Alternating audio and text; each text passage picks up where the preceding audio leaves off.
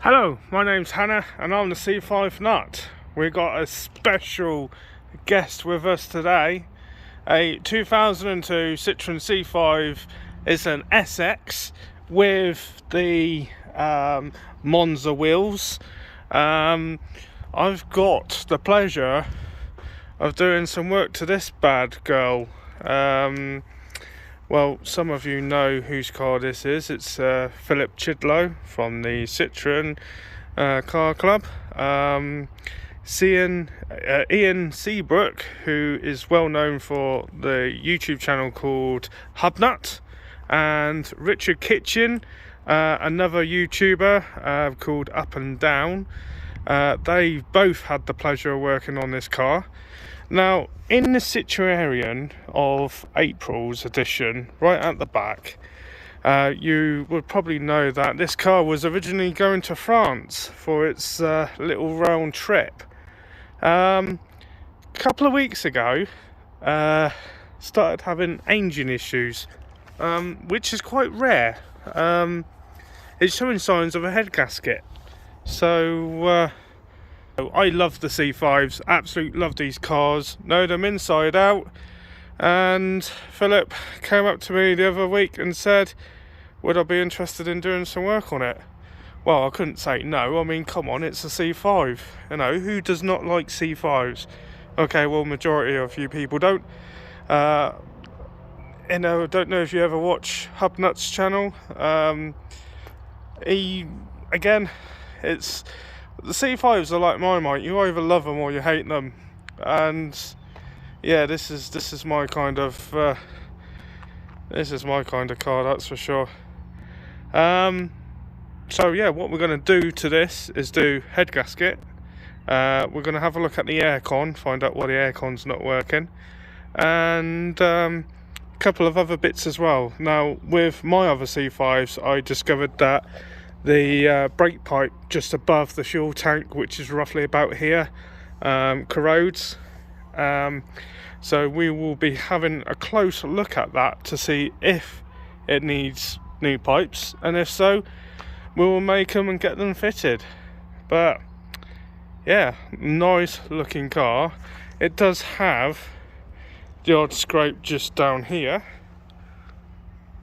and obviously round the back, which is quite common on these.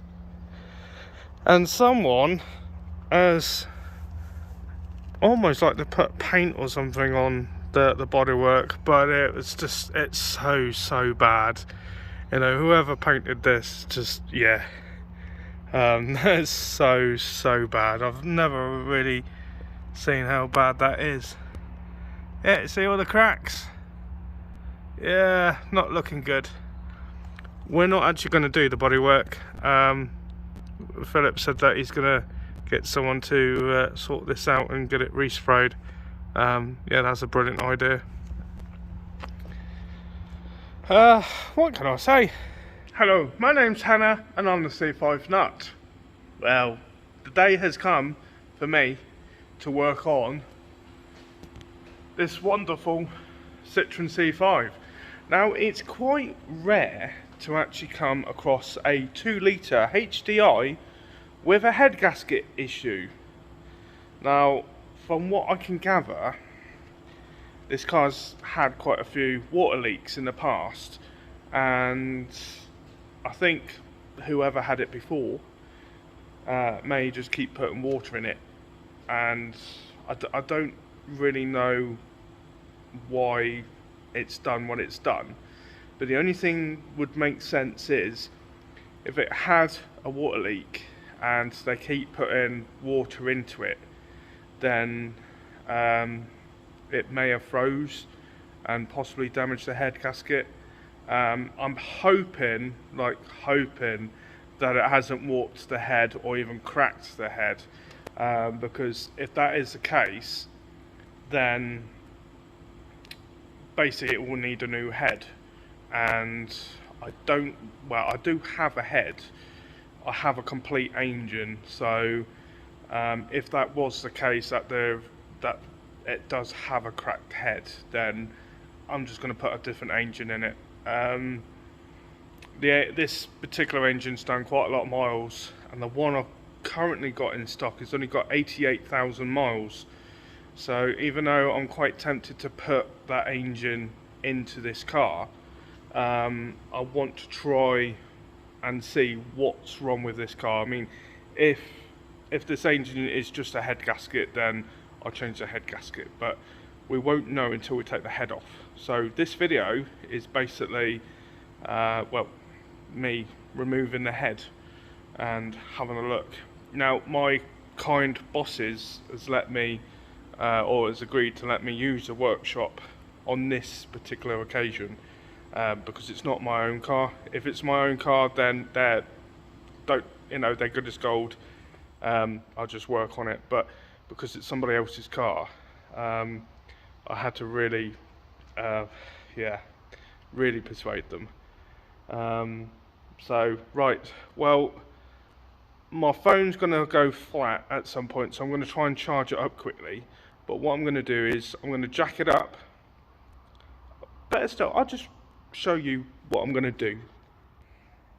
Right, so obviously my workshop. What I'm going to correctly do is get it up in the air, take the front wheels off.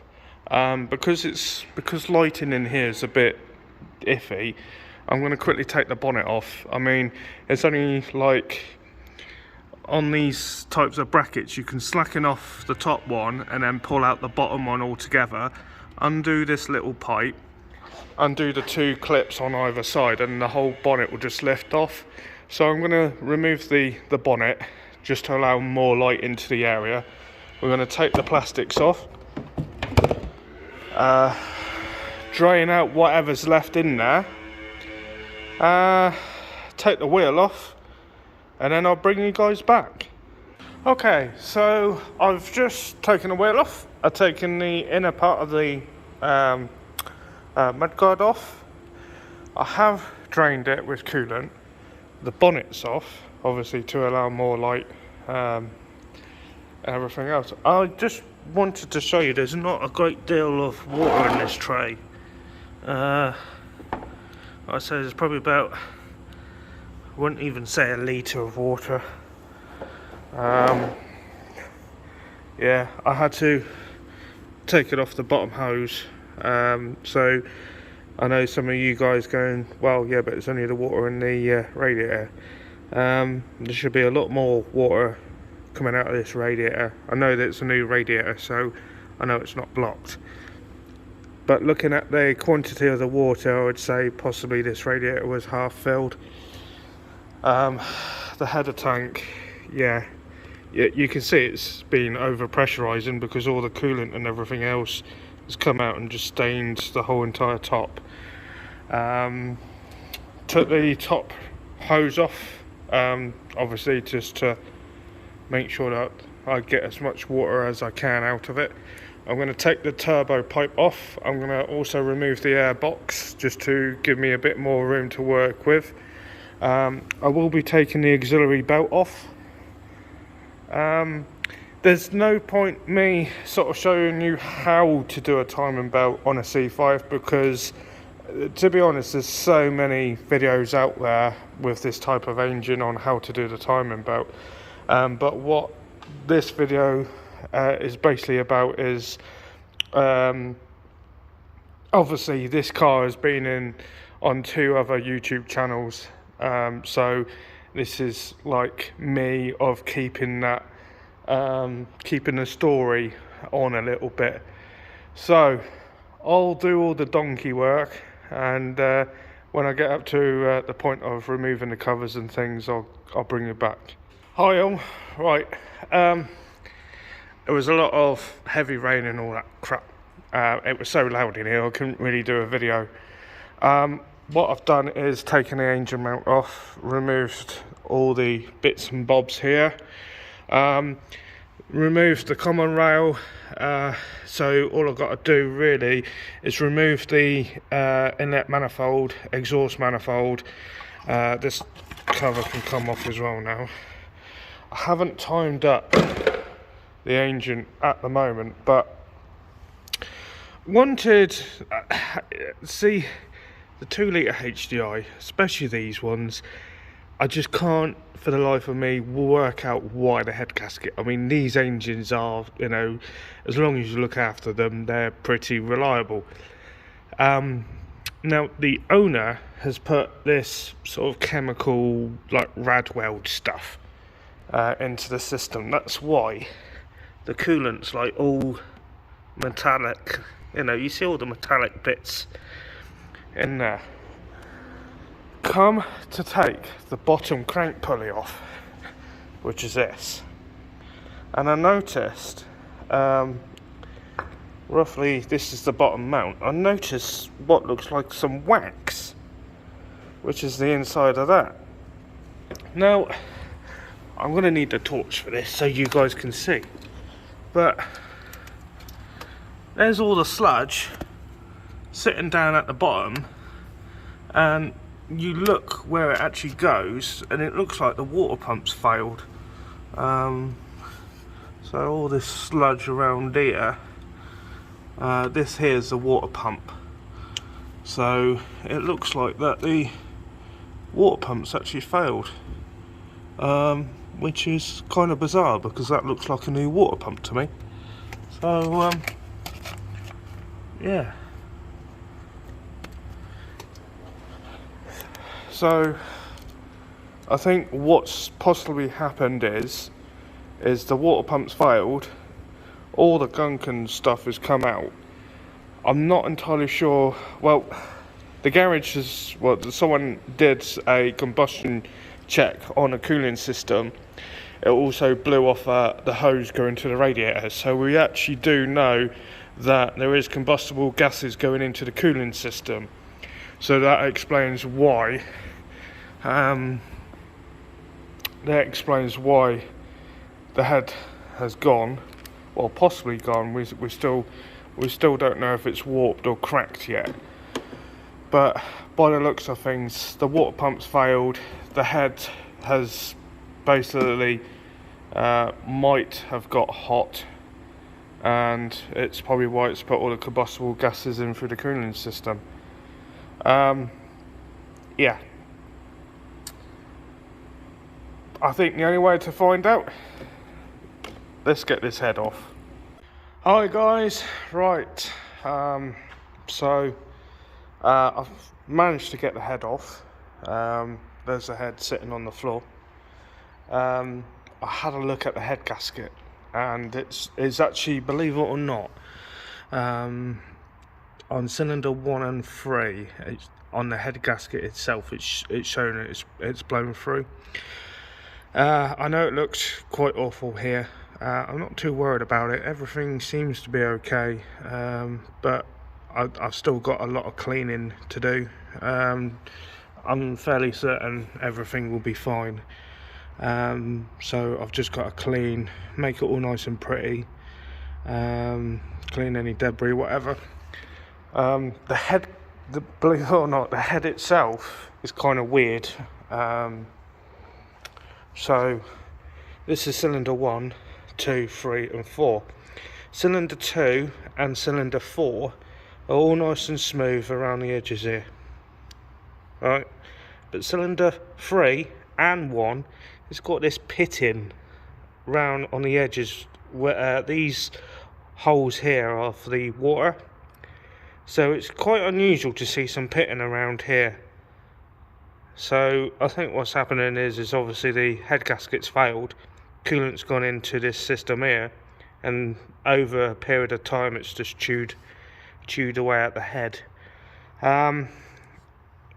We can actually save it. Again, I won't know until the full condition of the head, until I've actually cleaned it up, but I'm fairly confident that the head's not cracked and the engine's not cracked. Head gasket is normally like the fail-safe in between, so I can almost guarantee that the engine's going to be fine. Just needs a good clean, new head gasket on. We get it chucked in, or chucked back on the engine. But yeah, I know I'm not doing quite a lot of video. I'm limited to what video I can do on my phone at the moment. I've still got a ton of editing to do from Robert's wedding, so as soon as I can get all the info off my phone, it will then free up some memory space. So I'm going to just keep it short just for the minute. But yeah, what I'll do, I'll bring you back once I've cleaned all the bits and pieces. Well guys, it's another new day and we got this fantastic Citroen C5 estate in my lovely workshop. Right, now I'm a bit of a, I love my 80s, so I love my 90s music, can't get enough of it, and had the 90s playing on the old stereo system up there for near enough a week, but today I decided, you know what, let's push the boat out a little bit, let's get some 80s on. And yeah, I kind of sort of regret it, because as soon as I've done that, I was buzzing. Heads is no longer there. Yeah, I've done quite a lot to it. Joys of listening to music, I suppose. Right, update for you. So I've cleaned the head, cleaned the block. I have got some photos, so I'll probably insert them roughly around here, but what can I say? So new head gasket, new head bolts, new rocker cover gasket, because it was started to leak a little bit. Normally I would just change it anyway for the sake of like £1 or whatever it is. Didn't have to remove the inlet manifold in the end. I managed to leave that alone, but I did change the exhaust manifold. I've got the EGR valve cooler to fit still, so I'll quickly do that. And then I've also I just need to use this torch.